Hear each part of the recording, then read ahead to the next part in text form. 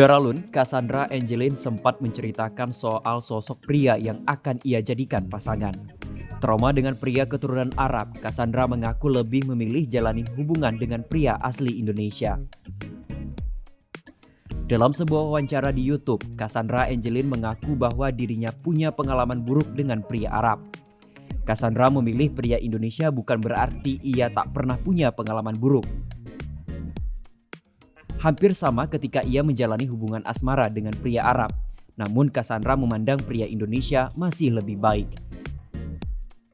Cassandra Angelin saat ini sedang tersandung kasus prostitusi online setelah digrebek di sebuah hotel di Jakarta Pusat.